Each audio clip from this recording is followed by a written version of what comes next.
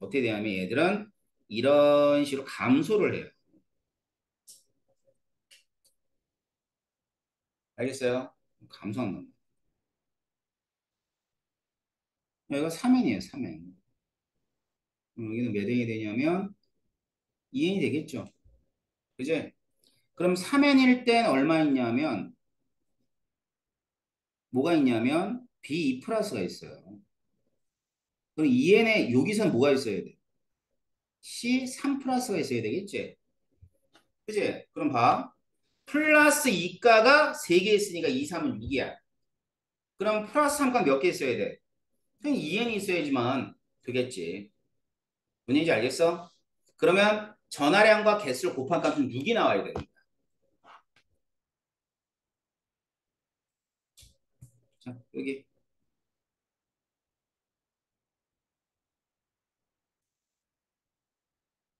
자, C가 반응했죠? 그럼 C3 플러스 몇 개 있다는 얘기야? N개 있다는 뜻이에요. 그럼 여기에 뭐도 있어야 되냐면 B2 플러스도 있어야 되는데 B 플러스는 몇 N개 있어야 돼? 자, 내가 아까 뭐라 그랬니? 양이온의 전화량의 총합은 얼마가 돼야 된다 그랬어요? 6이 돼야 된다 그랬지? 그러면 이거만 따지면 얼마야? 전화량의 총합이. 어? 3. 그럼 플러스 이건 얼마 있어야 돼? 1.5n이 있어야지만 성립을 하겠죠. 알겠어요? 자, 그래서 개수는 얼마가 되냐면 더하면은 얘랑 더하면 얼마가 돼? 2.5n이 되네. 지금 이제 이렇게 나타내줬던 그래프가 그대로 9월 평가안에 나왔던 문제예요.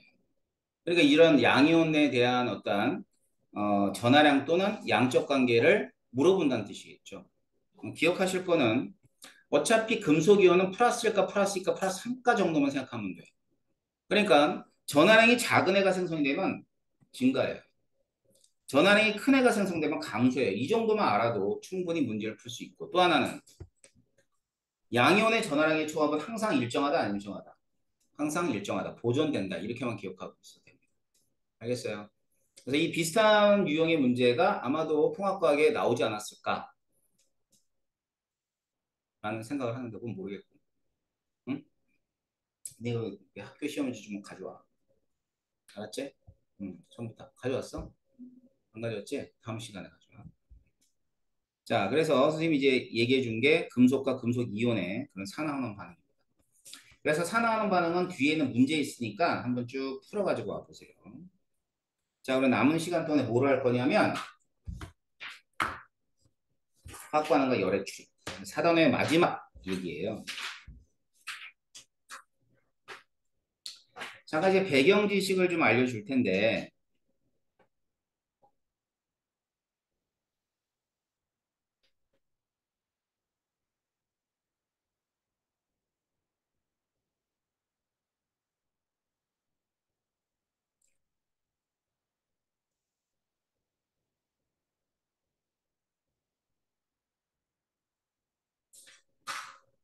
저희 연력학이라는 굉장히 어려운 분야가 있어요. 물리나 화학이나 해선 가장 기초가 되는 분야이긴 한데 어려워요. 대학교 가시면 공대든 뭐든 무조건 해야 되는 것 중에 하나가 이겁니다. 지금 내용이 이제 거기에 아주 작은 부분이 지금 배운 내용이야. 그래서 이제 이 연력학에는 이제 뭐가 있냐면 우주라는 개념이 좀 있어요. 우주. 그러니까 여러분이 알고 있는 우주예요, 우주. 알았죠? 근데 이 우주를 어떻게 나오냐면 개하고 개하고 이렇게 주위로 나눠져요. 그럼 개가 뭐냐는 얘기죠. 개는 이런 거예요. 관심의 대상이 되는 우주의 일부. 관심의 대상이 되는 우주의 일부예요. 그럼 지금 뭐 화학을 하고 있잖아. 그지? 화학에서는 뭐가 제일 관심의 대상이냐면 물질이야. 그러니까 반응물하고 생성물. 이런 애들들이 관심의 대상이에요. 반응물과 생성물. 알았지? 관심의 대상이고. 주의가 있어요. 주의는 당연히 개를 제외한 우주. 나머지 우주. 자, 예를 들어서 설탕이 물에 녹아. 설탕이 개야. 물은 용매잖아. 용매는 쥐야. 알았어요? 어? 그래서 설탕이 개면 나머지는 싹 다 뭐가 돼? 쥐가 되는데 용매도 쥐입니다. 그 다음에 이제 반응을 시킬 때는 뭐 비커라든가 삼각 플라스크나 이런 데 반응시키잖아. 이 반응 용기도 쥐예요. 그 다음엔 또 공기도 쥐에 해당해요. 그럼 우리는 뭐라고 봐야 돼? 우리는 우리는 쥐예요. 알았어요? 우리는 쥐예요. 사람은 쥐에 해당해. 어디에서? 지금 적어도 지금 배우는 이 단원에서. 그러면 개도 에너지를 가지고 있고 쥐도 에너지를 가지고 있는데 얘네들이 이제 에너지가 왔다 갔다 해요. 이렇게 왔다 갔다 합니다. 근데 이 왔다 갔다 하는 게 어떤 형태로 왔다 갔다 하냐면 열이라는 형태로 에너지 교환을 합니다.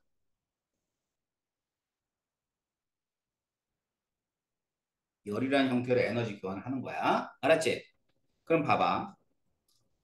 자, 개가 에너지를 가지고 있다고. 그런데 이 개가 에너지가 작아졌다는 걸 어떻게 하냐면 개한테 직접적으로 물어보질 못해. 설탕한테 물어보니 설탕아, 설탕물 될 때 너 에너지가 증가해서 감소했어. 설탕 아무 데도 안 돼. 알았어. 그러니까 어떻게 하냐면 우리가 느껴야지. 우리가 느끼는 우리 주의잖아. 그지? 그래서 주위에서 온도가 올라가. 그럼 뭐야? 아, 걔가 열을 내놨구나라는 거지. 알았어. 그러니까 이제 이렇게 어떤 물질을 갖다 이렇게 녹였는데 내 손이 따뜻해져. 그러면 얘네들이 녹으면서 열을 내놨구나라는 걸 알 수 있는 거야. 절대로 걔한테 못 물어봐. 알았어. 그런데 어떤 물질을 녹였더니만 내가 느낄 때 시원해졌어. 시원하다는 것은 내 열을 빼앗아 갔다는 뜻이야. 그러니까 시원해지지. 자, 이 책상 만지면 시원해 안 시원해? 시원하지? 저기 여기 책상 또 여기 다리나 이런 데 만지면 더 시원하지? 맞잖아. 그럼 이 책상 다리가 온도가 낮아서야? 아니야. 이 책상 다리가 내 열을 쉽게 뺏어가니까 내가 시원하게 느끼는 거야. 이해돼요? 그런 거와 똑같아. 그래서 주위의 온도 변화를 통해서 걔가 에너지를 내놨구나, 혹은 걔가 에너지를 가져갔구나를 판단하는 거야. 이해돼요? 자, 그래서 이제 이런 걸 이용해 가지고 우리는 우리는 여러 반응들이 두 가지로 나눠지는 걸 찾아낸 겁니다. 자, 그게 뭐냐면 발열과 흡열이에요. 알았지? 뭐 입장이야? 항상 걔가 중심이야. 알았지? 자, 한번 봐보자. 자, 지금 이제 온도를 측정했더니만 무슨 온도냐면 당연히 주위 온도예요. 이게 올라갔대. 주위 온도 왜 올라갔지? 라고 고민해 보니까 여기서 반응물이 생성물이 될 때 뭐를 내는 거야? 열을 내놓은 거야. 그럼 얘가 왜 열을 내놨지? 라고 생각해 보니까 이 반응이 진행하면서 생성물이 될 때 에너지가 작아지는 거지. 그러니까 거꾸로 이렇게 생각하는 거지. 그러니까 발열 반응이니까 열을 내놓은 게 아니라 열이 나왔기 때문에 열이 나왔기 때문에 에너지가 작아졌다는 걸 알 수 있다. 이해돼? 뭐를 측정해서? 주온도를 측정해서. 그래서 얘는 개 입장에서 열을 내놨으니까 무슨 반응? 발열. 발열 말 그대로야. 자, 물질이 반응할 때 열을 내놓는구나. 그래서 발열이라고 그래요. 알겠지? 자, 이거 어떻게 알았다고? 주위 온도를 보고 알았다. 자, 어떤 애들이 있냐면 발열 반응의 대표적인 예는 여러분이 기억하고 있어요. 자, 첫 번째. 춥죠? 요즘에 집에 보일러 틀어요? 안 틀어요? 안 틀어요? 이거 안 틀면 춥던데. 너 어저께가 그저께 최초로 틀었어. 올해 그러니까 여름 지나서. 어우 춥더라 야. 올겨울에 얼마나 추울려 오지. 작년보다 추운 것 같잖아. 그러니까 그런 난방할 때 연료가 연소되지. 무조건 발열. 무조건이야. 그 다음에는 금속과 산이 반응할 때라든가 산화반. 그 뭐냐 철이 녹쓰는 거. 철이 녹슬 때 여러분들은 잘 모르겠지만 이제 그 겨울에 말이야. 겨울에 이렇게 철을 이렇게 쌓아놓잖아. 그러면 걔들이 녹이 슬면서 열을 내놔. 그러니까 그 근처는 따뜻해져. 됐어? 그래가지고 이제 그런 것들이 발효. 연소 발효. 그다음에 여기 중화 반응. 중화 반응도 발효. 그러니까 대표적인 발열 반응은 연료의 연소하고 중화 반응 이 두 가지를 꼭 기억하셔야 됩니다. 아셨죠? 그래서 이 열이 빠져나온다 그래가지고 반응식을 쓸 때 여기다 열을 갖다 이렇게 나타내 주는 거야. 알겠지? 자, 요번에는 반대예요, 반대. 주위 온도를 봤더니만 온도가 낮아졌어. 그러니까 우리가 느낄 땐 시원해진 거지. 알겠지? 시원해진 거야. 그럼 왜 그랬을까 생각해 보니까 물질이 반응을 할 때 주위에서 열을 흡수를 한 거예요. 그럼 흡수했으면 생성물의 에너지가 커졌다는 얘기예요. 알았어요?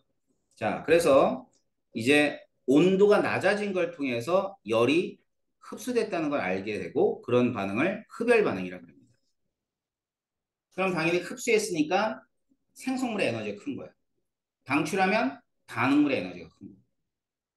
이해돼? 어? 자, 이런 걸 우리가 흡열 반응이라고 해요. 자, 흡열 반응은 대표적인 게 광합성. 광합성. 자, 여름 지났죠? 피서를 가면은 우리가 바닷가도 가지만 산 계곡으로도 많이 가요. 계곡에 물이 있어서 가는 건 아니야. 물을 찾아가려면 바다를 가야죠. 계곡은 그늘이죠. 산에 그 나무가 많잖아. 그럼 나무가 그늘 때문에 우리가 시원한 거야? 아니야. 지금 배웠잖아. 그러니까 태양 복사 에너지를 식물들이 흡수를 하니까 땅으로는 안 떨어져. 그러니까 지표가 시원해진 거야. 그러니까 계곡을 가고 산으로 가고 그런 거야. 산에 올라갈 때 땀 다 나긴 하지만. 그지? 졸라 덥죠. 여름에 등산하면 죽을 것 같아요. 살이 축축 빠지는데 요즘에는 등산해도 살이 안 빠져. 무등산 엊그제 갔다 왔거든? 한 600g밖에 안 빠지더라고. 내가 산에 갔다 온 얘기 안 해줬지. 그래서 여름에 이제 한참 살 뺄 때인데 무등산을 갔다가 필라테스를 하고 그 다음에 헬스를 갔다가 집에 갔어요. 이러 갔어요. 뭐 선생님 운동하면서 한 4시간, 5시간 운동하거든. 갔어요. 체중계를 딱 올라갔지. 체중계가 다른 사람이니까 내리래. 체중계 요즘에 스마트하니까 내가 아침에 재고 오후에 잰 거거든. 그러니까 2.6kg가 빠진 거야. 하루 만에 2.6kg. 그러니까 이 체중계가 넌 딴 사람이야라고 얘기하는 거야. 다른 사람을 입력하세요. 계속 뜨는 거야. 저기 앱에. 진짜 잘 빠져. 여기 얼마 전에 부흥산 갔다 왔는데 안 빠져. 짜증나. 왜냐면 땀이 별로 안 나. 땀 많아야지 빠지는데 이 땀이 별로 안 나. 이게 이제는 부흥산은 쉽게 올라가니까 그런 거. 근데 또 날씨 춥잖아. 근데 갔는데 비가 왔네. 아 진짜 비 맞으면서 내려왔는데 무섭더라. 미끄러워서 죽을 것 같아서 잽싸게 내려왔지. 자, 그 산에 가면 그 광합성을 하기 때문에 지표가 시원해요. 알았죠? 흡열. 대표 열분해는 여기 없죠. 여기 있네, 여기 있다. 이게 열분해야 별거 아니야. 베이킹 파우더. 열을 가하면은 분해가 되고 이산화탄소가 막 나오잖아. 흡열. 전기분해. 뭘 이용해? 전기 에너지 이용하는 거지. 그지? 전기 에너지 이용하는 게 대표적인 흡열입니다. 그래서 여기 나와 있는 대표적인 발열 반응과 흡열 반응은 여러분이 알아야 되는 내용이에요. 이해됩니까? 자, 그래서 뭐 그런 실험들을 하게 되는데 자, 그렇다면 얼마만큼의 열이 나오는지 들어가는지를 측정해 봐야 되겠죠. 다음 시간에 열량계를 이용해서 하는 방법을 알려드릴 겁니다. 아셨죠? 그래서 산화 환원 반응만 풀어오시면 돼요. 알았죠? 뒤에 반응계는 별로 어렵지 않아. 다음 시간에는 이제 우리 2단원 진도 들어가 볼 거예요. 알았죠? 오늘 여기까지 하겠습니다. 수고했습니다.